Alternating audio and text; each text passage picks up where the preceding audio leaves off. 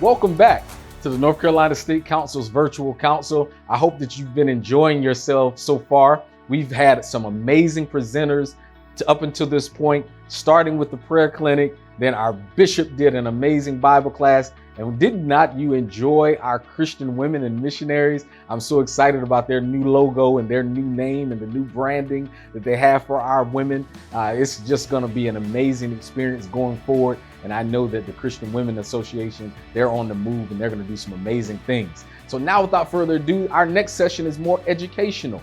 It's something that is beneficial to all of us. Men, women, and children can benefit from this particular session. We have one of our healthcare professionals who's going to speak to us about the COVID vaccine. It's called COVID Vaccine Fact and Fiction. Yeah, she's here to clear up some of the misconceptions that we might have concerning the vaccine. Listen, I know culturally we have been sometimes on the wrong end of the stick as it relates to vaccines. People of African American descent, we have been used as guinea pigs sometimes. We've been used in experiments like the Tuskegee experiments. We've been used in experiments like Henrietta Lacks. And so I know culturally there's a lot of misconceptions that we have about the vaccines, some things that we have to clear up. And so I'm so excited to have Sister Mona Cooper, who is here, one of our healthcare professionals. Sister Mona is the Deputy Director of School Health for Mecklenburg County, which Charlotte is a part of.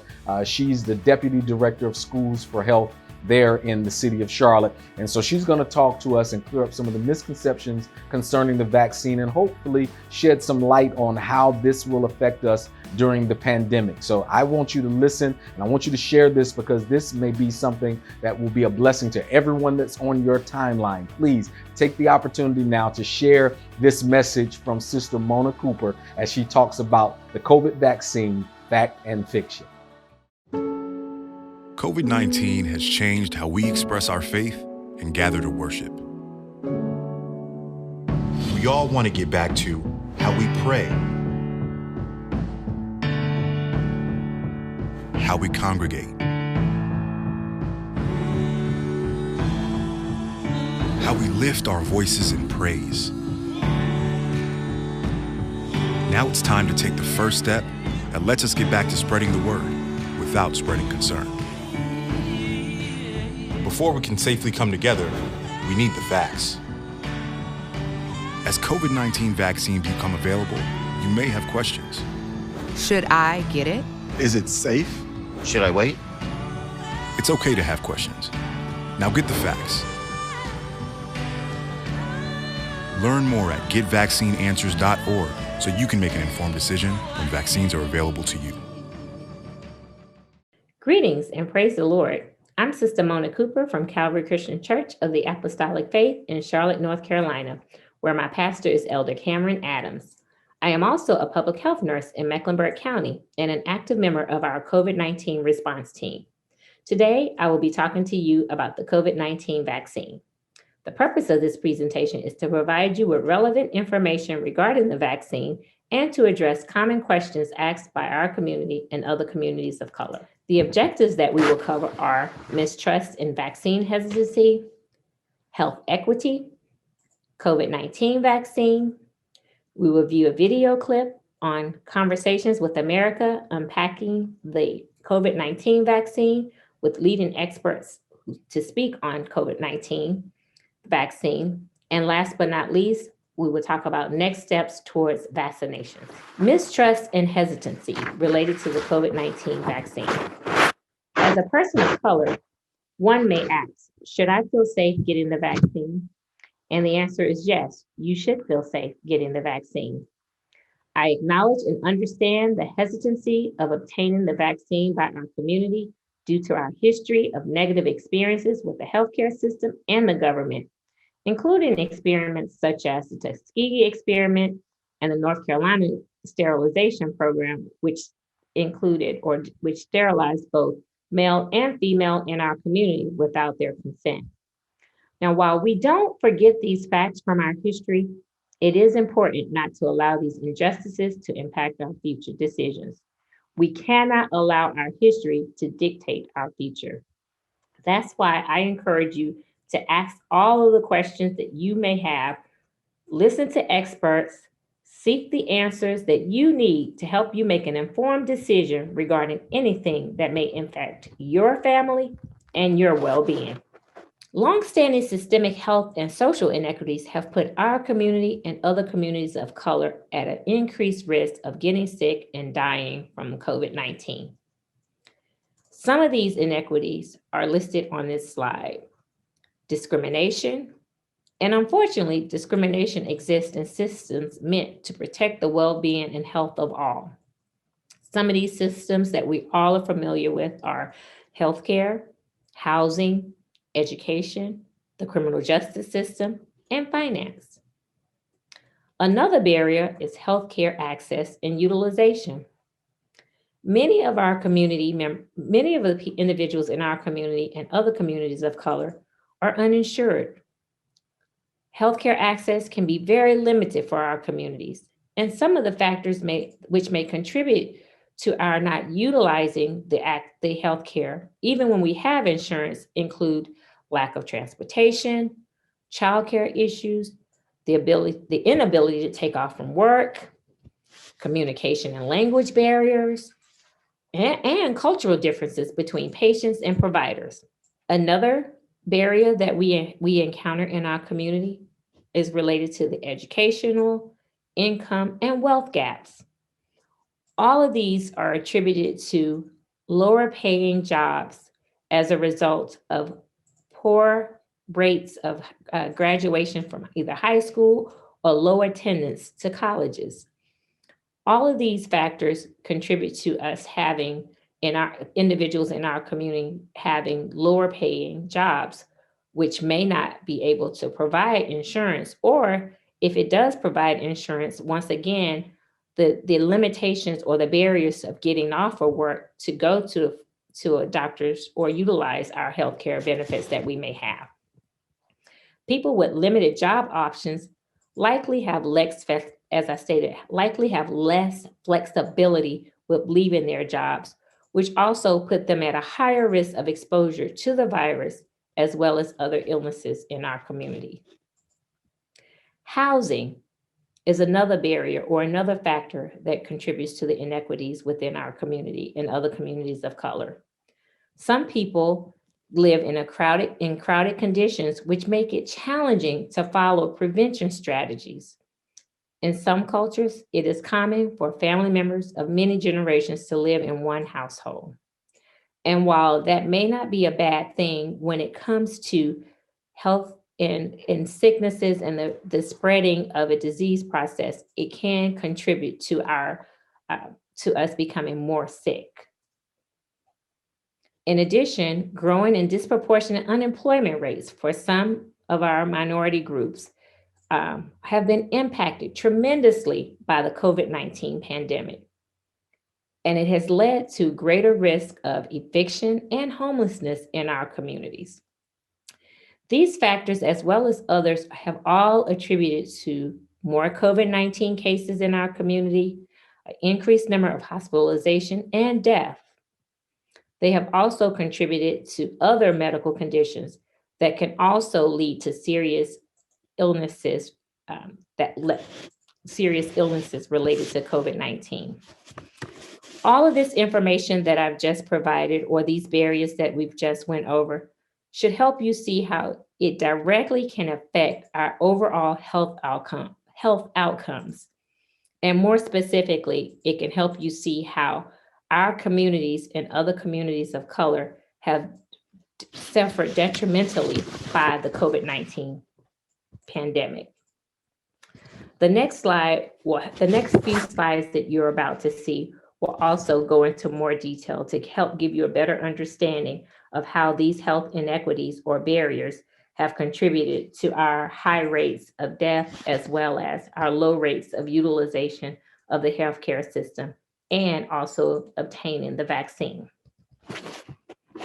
This particular slide talks about the disproportionate death rates among race and ethnicity. As you can see, Black or African Americans have a higher rate of death. And these statistics are looking at one per 100,000 people. And this data is from as early or as late as February 24th. So it wasn't that long ago. But as you can see, Black or African Americans have a higher death rate than the American Indian population, the Hispanic population. And look here, our white counterparts have less. I mean, they are dying also, but their rates are less than all of these other groups of people of color. And what I would like to share with you is that African Americans make up 13% of our overall population, and 15% of African Americans have died from COVID-19. And that was just the number of 15% is what we account for where race and ethnicity was noted. Some communities did not note the race or ethnicity of individuals, or it could have just been unknown. This slide is showing you COVID positive cases and vaccine rates in North Carolina. To your left, what you see here is you'll see that between March 1st, 2020 and February 20th, 2021, 21% of African Americans got tested for COVID-19 and was positive. 21% of those tested for COVID-19 was positive. Now, our white counterparts, there were 62% of them tested and were also positive. But look at the number of people that actually was tested in that time period. 141,000 African Americans and 426,000 white individuals were tested. As we mentioned before, some of those inequities and barriers have prevented us from being tested, not leaving our jobs, not having insurance. And so many of our African American and other people of color or communities of color have tested less than our white counterparts. And once again, if we look back at the slide with the death rates, you see more individuals have died in these other communities. To the right of this slide, you'll see the vaccine rate amongst our ethnic groups. You can see our white counterparts, 77% have gone and received their first vaccine. And this is in North Carolina. And then here, and this date once again was February 20th, 21. 77% have received their first vaccine. And of the African American community or Black community, 15.4%. So what this is showing us that this is where the hesitancy is, the mistrust and hesitancy for the vaccine, or it also could be related to lack of health care. It could be lack of access, the lack of the ability to get to the vaccines, maybe lack of knowledge, knowing that the vaccines are free. And that's one thing I do want you all to know. COVID-19 vaccine is free for all. So some people are concerned and they think that the COVID-19 vaccine, if they were to get the vaccine, that they'll end up getting the COVID-19 virus. That's not true. COVID-19 vaccines do not contain live virus, and you cannot contract the disease, the COVID-19 disease or flu from getting the vaccine. However, what you can do is you can minimize your chances of getting the COVID-19 virus.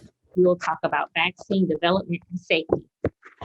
Although many have concern about how fast the vaccine was developed, and you'll hear a little bit more about this when you listen to the video clip with the leading experts on COVID-19 vaccines. But the vaccine, while it was developed and approved in months, is at least that's what we think. The actual research and development of the vaccine has been going on for years. The other key point that I would like to share with you is that all phases of the development, including animal and human testing, were safe, and it also proved to be effective. Another thing you really need to know about vaccine development and safety is that independent groups, aside from the government, are engaged in the review process or the authorization of vaccines. And so our next slide is going to talk about ethical considerations that are taken, particularly by the FDA, when they're approving or giving authorization to vaccines, as well as to, for instance, medications. Here you will see listed the review process that the FDA takes into consideration when approving or reviewing or for approval for authorization of the vaccine. They want to maximize the benefits and minimize the harm. So we look at the care and the development and all the data that they can gather. And that's why studies are really important. They try to get a population of many individuals from many communities to see what is the maximum benefit of that vaccine before it goes out to the public, to everyone, or approved for everyone. So they pay close attention and respect and care for people using this information to promote the health and minimize death and severe illnesses for all. Another principle that they focus on is mitigating or decreasing health inequities. We talked about health inequities with the COVID-19 as a whole and different barriers, but one of the objectives, a primary objective, is to reduce any health disparities in the burden of the COVID-19 disease for all people. They want everyone to have the same benefits. And so that's why the studies and the research is important. And the things that they take into consideration when the authorization process is studied is they make sure that they look at who's receiving the vaccine. They look at the age, the race, the ethnicity, the underlying medical conditions. They want to look at the different groups and how the different groups respond to the vaccines. And then also they look at the side effects of the vaccine. And all of this is for the benefit of all the entire population. And this is also to help with promoting justice to promote justice, to make sure all groups are fairly treated and fairly looked at, and as I stated, to remove any barriers related to the vaccine, but also their goal is to promote transparency. And that's why, in order for any information before it's authorized, there's a lot of study that goes behind the approval process of the vaccines. And the whole objective and goal is to make sure that everyone is clear, they can make informed decisions, that it's safe. Once again, that's the most important, that it's safe for everyone. So vaccines work to prevent diseases that can be dangerous or even deadly. Vaccines greatly reduce the risk of infection, and by working with our normal natural defenses. Vaccines, like many medications, can cause side effects. And most vaccines and most medications all have common side effects, which are mild. As I stated, it's the importance with understanding how the COVID-19 vaccine works. It first looks at how our body fights illnesses.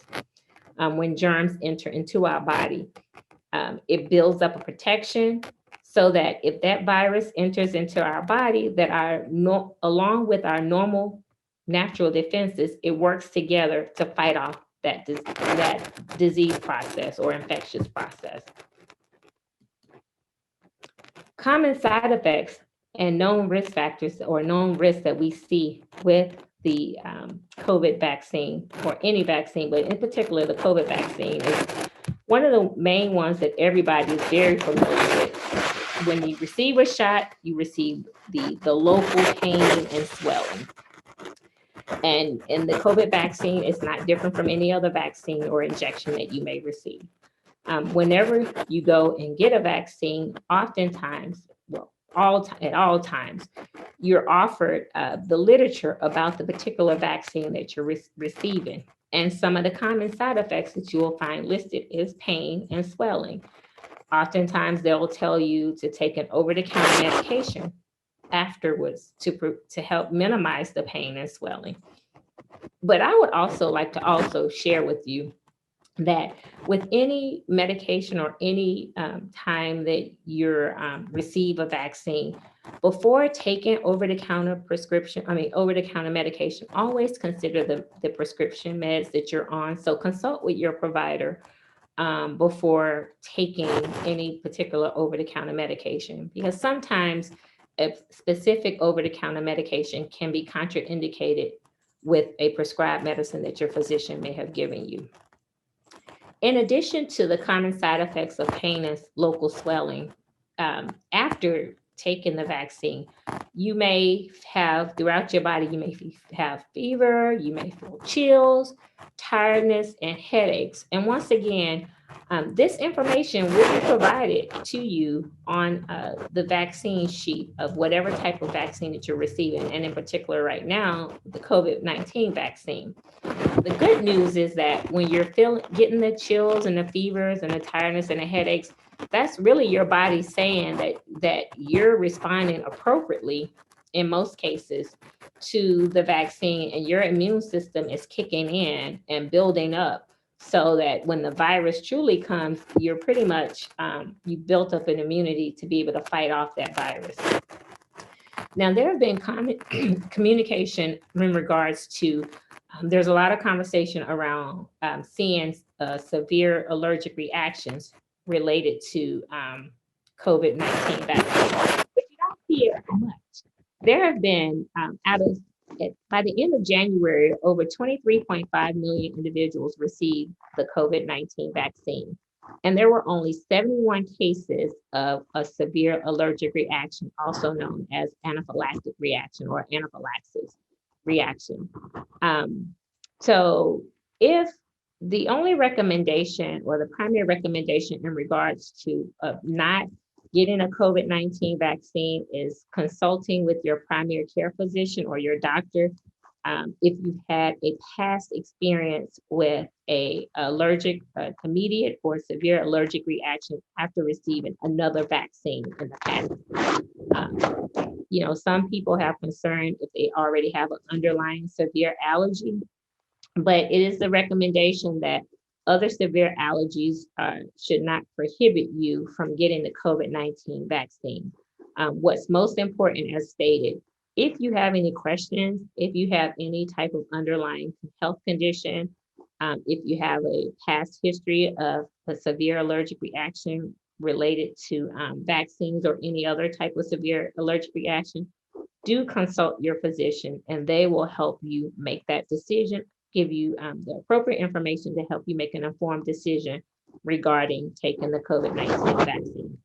There are many benefits. The first one is that it can help you from getting seriously ill, even if you end up getting COVID-19. The vaccine minimizes your chances, the severity of how sick you'll be. It can protect you and others around you.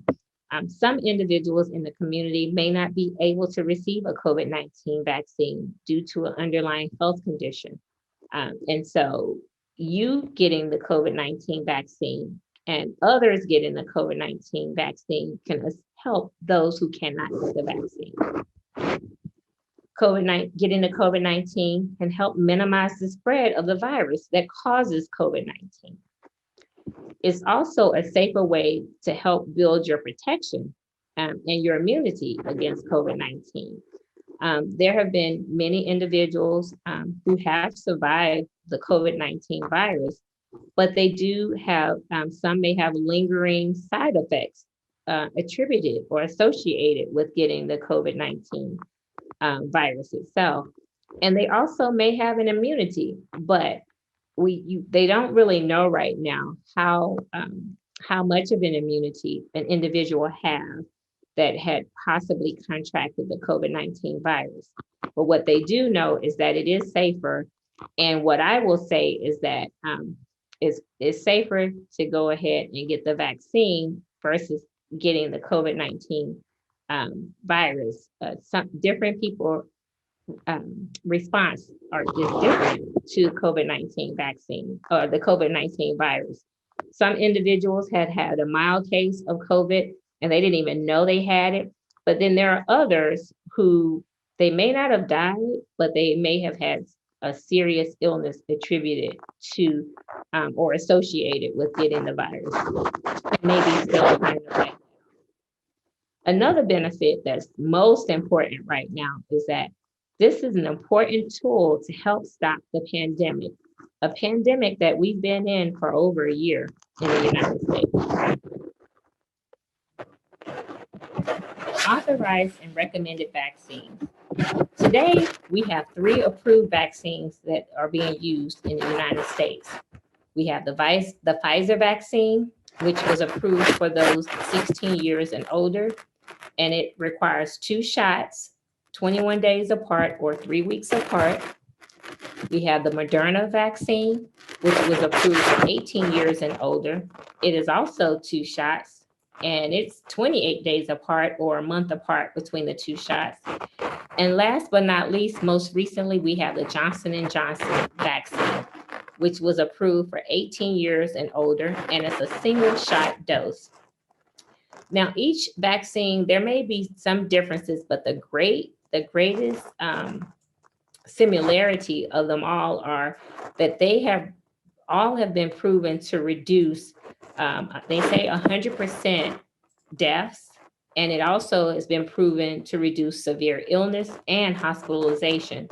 So if you have an opportunity to get whichever vaccine, the Pfizer, the Moderna, and the Johnson & Johnson, all of the vaccines have the same purpose and effectiveness when it comes to decreasing severe illnesses, decreasing hospitalization, as well as decreasing death. Now we're going to see, we're going to have a video clip where Bishop T.D. Jakes interviews leading experts, Dr. Anthony Fauci, Dr. Corbett, who is a lead scientist for the Moderna vaccine, Dr. Agubulagu, who is a research lead with the Pfizer vaccine, and Dr. Wagner, who's also going to help facilitate this interview with Bishop T.D. Jakes. Dr. Corbett, I'm going to start with you. This vaccine was developed in 9 months. Walk us through the development and the precautions that were taken. What are some of the steps you would have ordinarily taken that you didn't hear, and why should the American people trust this vaccine?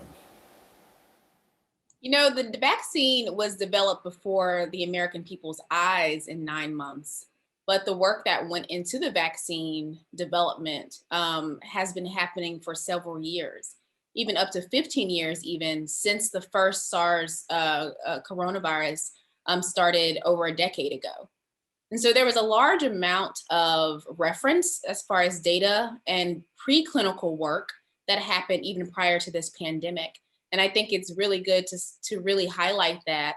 And as far as this particular vaccine, actually today marks the date of which we woke up and saw the sequences online for the virus for SARS-CoV-2 and really got to work. And although it's so-called warp speed, there have not been any particular parts of vaccine development that have been skipped along the process. We have a full portfolio of preclinical data surrounding these vaccines, as well as phase 1, phase 2, and phase 3 clinical trials for these vaccine development. So what you're seeing is not just a large amount of work that went into it previously, but also as this development has been happening, really a very concerted effort to make sure the job got done, but without any steps being missed. Do you have any angst in the fact that you've not been able to evaluate long-term outcomes from the vaccine, or are you fairly comfortable that over long term we should have no major complications from it? No, absolutely no angst at all. You know, one of the things that I think is largely forgotten throughout this is that the first phase 1 clinical trial actually started on March the 16th, which was almost 10 months ago. And so from those people, they've been followed since then, and there are no outcomes for long-term adverse outcomes. And so what you're seeing here is something that not only has previous vaccine development showed us, but as we're collecting data, it's very clear that long-term side effects are not something to be worried about. Dr. Fauci has said several times over and over that historically side effects happen within the first 2 months of vaccine development. And that's exactly what you're seeing here as well. Dr. Oguagu, let me direct this question toward you. A recent poll showed that the share of Black Americans planning to get the vaccine has increased somewhat to 25% since September, but it's still at only 50%. What can you and your peers do to improve the level of trust people of color have in the health system overall, and with this particular vaccine in particular? Yeah, so Bishop Jake, that's always very concerning, especially because we know that the data clearly shows that racial ethnic minorities have, worse outcomes with COVID-19, and so you would it's disheartening that the group that disproportionately impacted are not at least disproportionately interested in receiving the vaccine. There's really no one approach to this, and no one pathway to improving it. First of all, also celebrating that more people are definitely reporting an increased desire to receive the vaccine. So, I think we need to address some of the principal concerns that have borne out both in research studies and public polls. Some concerns revolve around the accelerated pace of trials, like Dr. Corbett was mentioning, the perception that, corners were cut. Obviously, we've repeated this about just the historical issues around injustices around the way clinical trials are conducted and how it's perceived by the Black community. There are concerns about side effects as well. There's lots of circulating misconceptions and misinformation and disinformation on social media overall. So I think that there are a couple of things that can be done. I think messaging from trusted messengers, and it's great to have Dr. Fauci here, who has really been a national resource on this. Consistent messaging is also critical from respected authorities, the CDC, FDA, public health authorities that people look up to, and also really working on what some people have called vaccine literacy, and really just finding ways to communicate in language that people understand within the appropriate cultural context to get that message out about the role that vaccines play in public health to control diseases and eradicate epidemics. And I also hope, I think one of the factors definitely that has impacted the willingness to receive a vaccine also is just really people watching others receive the vaccine. I received my vaccine publicly. I think Dr. Corbett and Dr. Fauci have done the same.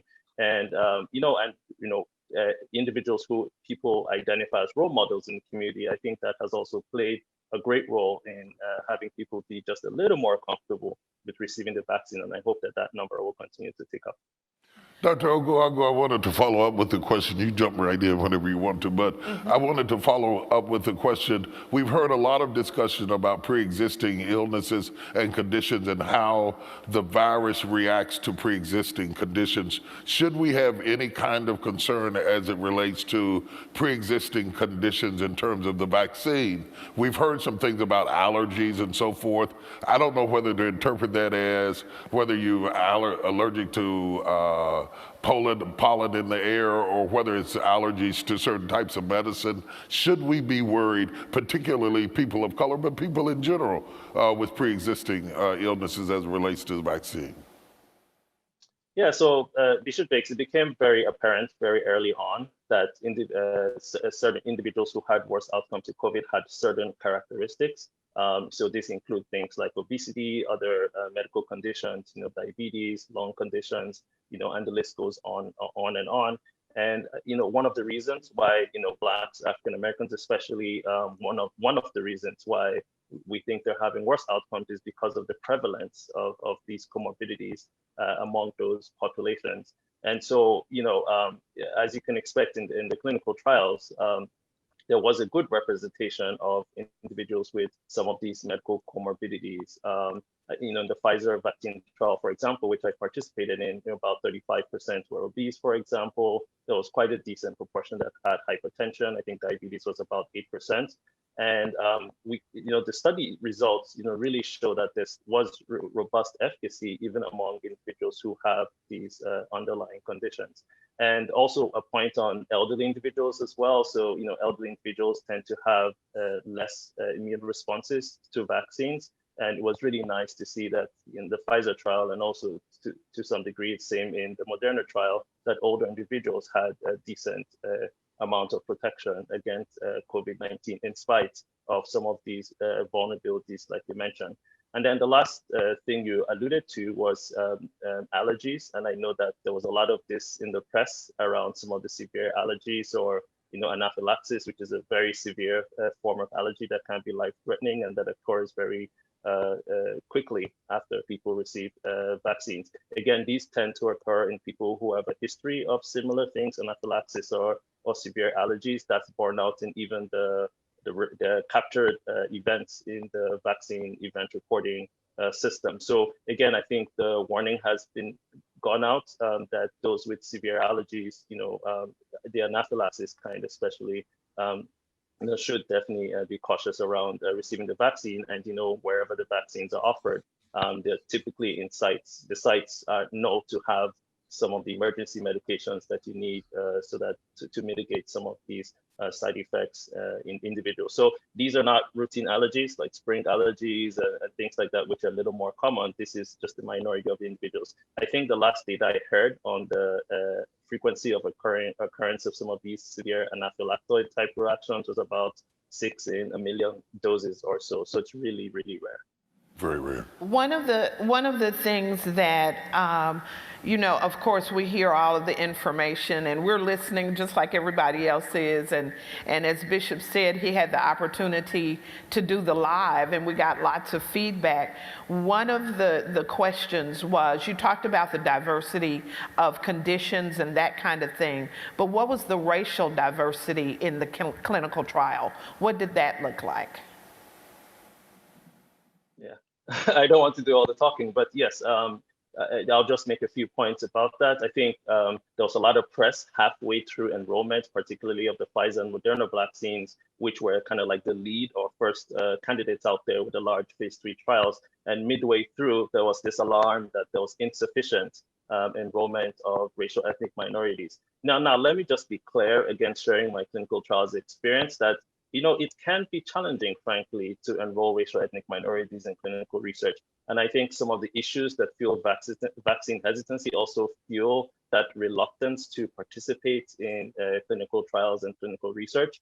But there was a lot of effort in the clinical trials to boost or optimize the enrollment of ethnic racial minorities, such things as site selection, so selecting clinical trial sites where there was a diverse population that could be reached, adjustments to enrollment processes, and of course, outreach to communities of color to get them more engaged in clinical research. So, some of the fruits of that were that for the Moderna trial, for example, 10% were Black, about 20% were Hispanic, 4.5% or so were Asian. So that really comes to about 35% of the population, the study clinical trial population being racial ethnic minorities. Pfizer, I think, was about 28% Hispanic, 9% Black, 4% Asian.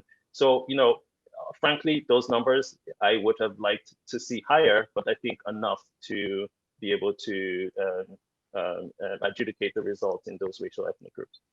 Yeah, let me just chime in there. It really is very important. We put a lot of effort with the Moderna trial. Literally every Saturday at 10 o'clock, we would meet with the leaders of the trial to encourage them to go the extra mile to get minorities involved in the trial, because not only do you want to make sure that it is safe and effective in all the demographic groups, particularly those who have a higher incidence of severe outcomes, which is brown and black people, for sure, for a number of reasons. We've got to get them represented, because you want to be able to look at your community of individuals in the minority demographic group and say, we've actually tested the vaccine in you, and it is safe and it's effective in you. Therefore, you should feel comfortable that we're not just doing it in people who we think the vaccine is going to be used for. Right now, as was just mentioned, we got up to 10% of African Americans. I would have liked to have seen it get up to the 13%, which is the proportion demographically of African Americans. We did okay with Latinx. We got it up to 21%, and 18% of the population in this country is Latino and Latina. I think we should do even more, and I'm certain that Dr. Agubu feels exactly the same as me. You want to get it to the level that the disease impacts in society. And if you look at African Americans, the rate of hospitalizations per 100,000 and the number of deaths per 100,000 is disproportionate among African Americans and Latinx. So we really even need to do better in clinical trials. And that's the reason why we keep pushing to get people involved. But the distrust in the community is understandable. So you've got to address each and every one of the concerns that they have. Kizzy gave a very good explanation to the answer of why was it so quick? Was it cutting corners? And it wasn't. It was years and years of science. When people ask me, well, how do you know it's safe and effective? Are they trying to put something over on us? Is this the federal government trying to fool you again? Remember Tuskegee? Or what about the efficacy? Is it really 94 to 95% efficacious? And the answer is that the decision about whether or not it's safe and effective is made by independent bodies, data and safety monitoring boards that don't answer to the government and don't answer to the company. They're independent groups made up of scientists and statisticians and immunologists. They make the determination. Then when they say it's okay, it goes to the FDA, and the career scientists at the FDA make that determination, but they do it again in collaboration with their own advisory committee. So we could look the African American population in the face and say the whole process was both transparent and independent. And we have to keep making that very, very clear, because we have to respect the skepticism in the African American population about federal government medical programs. You can't walk away from that. It's a shameful history that we have to just deal with. So whenever I talk to my African American friends and colleagues about getting vaccinated, you always have to show respect for their skepticism, and then try to get them to understand why it is safe, it is effective, and it is good not only for your own health, but for your families and your community. Hopefully this video was very informative to you. If you want to see the video in its entirety, you can go to YouTube and look up Conversations with America, unpacking the COVID-19 vaccine. One may ask, what's next? So what's next is that continue to ask the questions that you may have regarding the COVID-19 vaccine from your doctor, your local health agencies in your community, your state agencies, along with the CDC. And you can get this information from their websites. And there's a lot of information out on the websites regarding the COVID-19 vaccine. So make sure whomever you're getting your information from, it is someone that's credible. As I mentioned, for North Carolina, our North Carolina Department of Health and Human Services, wherever your local county that you're living in. For instance, I live in Mecklenburg County, so my Mecklenburg County website. If you live in Durham County, Durham County's website. If you live in whatever your county is, those are the places where you want to go and obtain credible information if you're not seeking information from your primary care physician, along with the CDC website. Next, learn when it's your turn. To save lives and slow the spread of COVID-19, independent state and federal public health advisory committees recommend first protecting healthcare workers and people who are at higher risk of being hospitalized or dying, and those at high risk of exposure to COVID-19.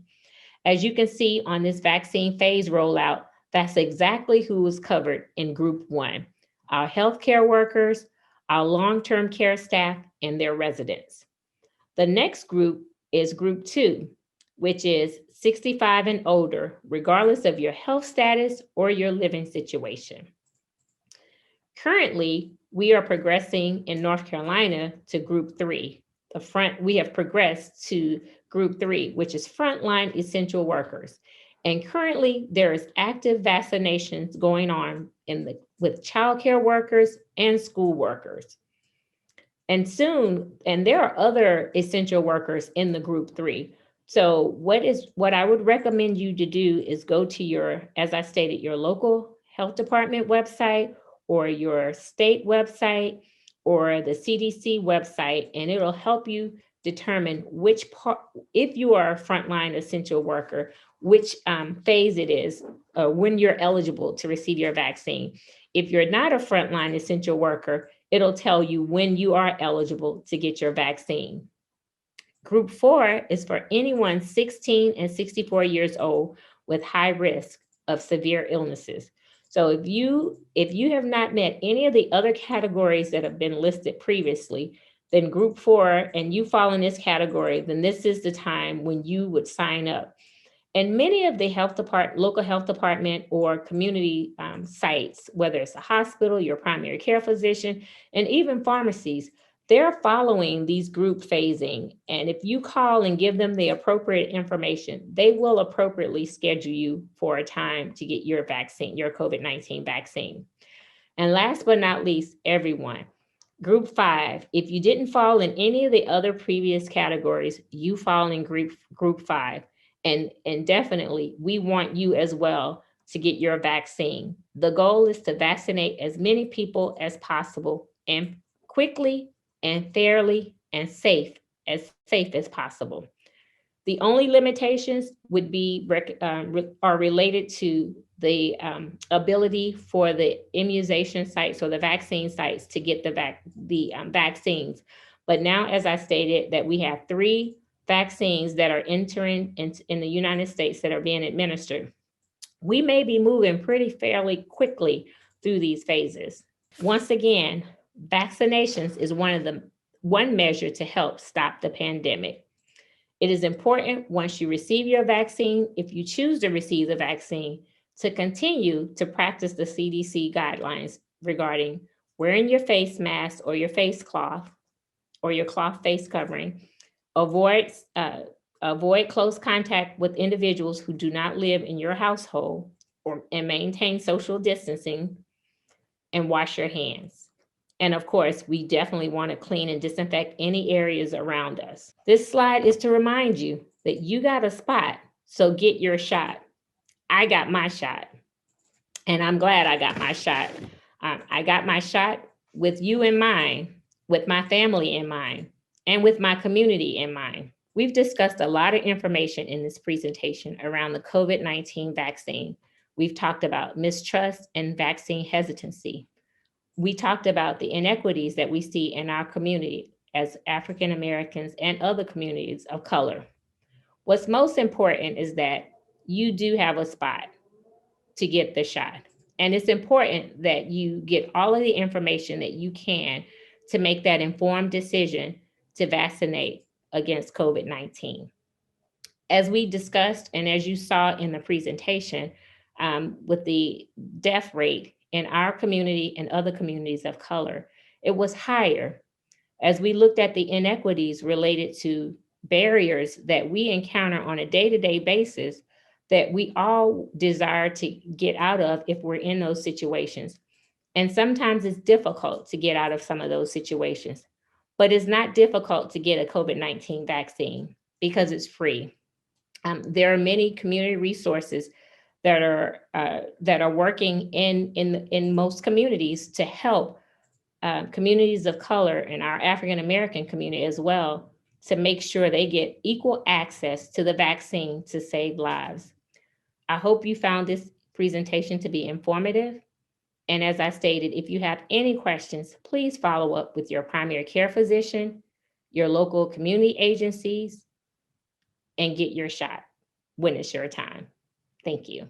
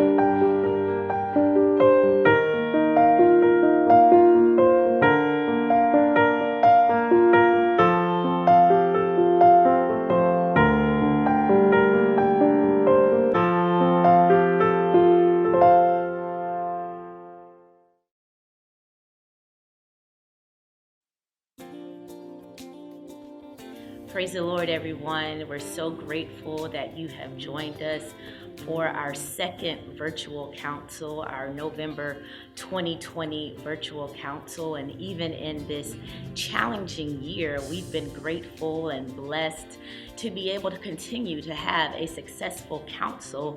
And part of that is due to our generous supporters like you. So as we're going through our council on this week, you have 3 options to give. The first option is to visit our council website, which is www.ncstatecouncil.com. Again, www.ncstatecouncil.com. At the top of the page, you'll see a link for online giving. Click that link and then you will see a yellow donate button. Our second option is to use the Cash App, where our tag is $NCSC 580. Again, that's NCSC 580. And your last option is to make a payment over the phone, and you may do that by calling 910-864-2881. Again, 910-864-2881. Thank you in advance for your liberal giving. We appreciate your support. God bless you.